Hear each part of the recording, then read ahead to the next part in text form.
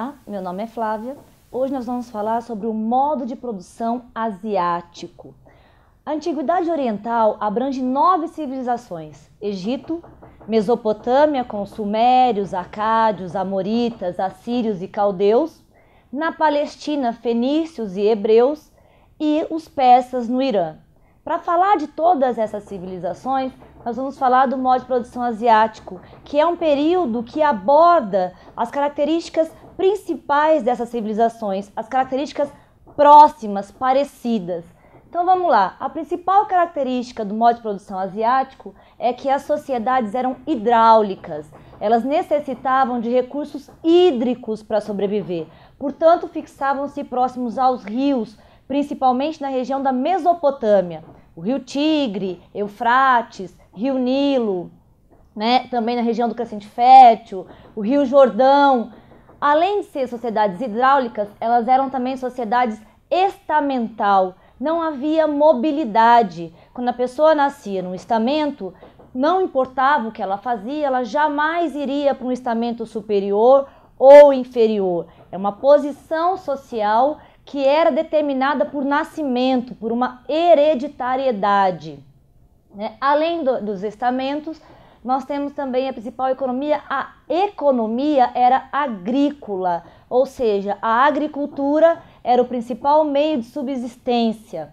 Além da agricultura, a propriedade era estatal, pertencia ao Estado.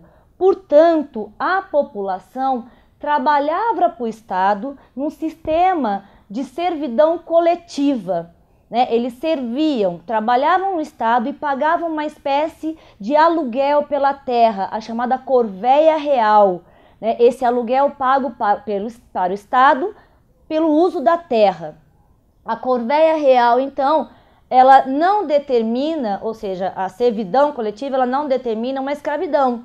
A escravidão existia, porém em número reduzido, apenas prisioneiros de guerra.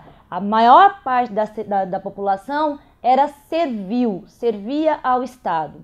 O Estado era teocrático, ou seja, o soberano, patesi, ou o faraó, ou o sumo sacerdote, ele era também uma figura divina, um escolhido pelos deuses para governar na terra.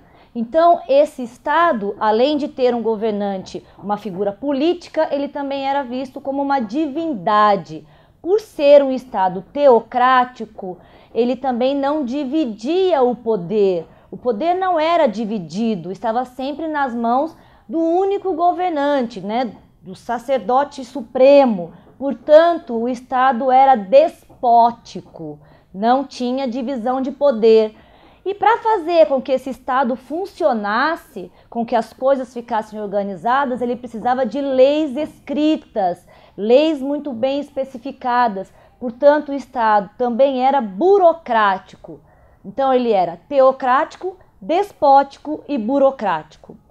Uma das características principais, também do modo de produção asiático é a religião. As civilizações dessa época eram politeístas, acreditavam em diversos deuses, em vários deuses.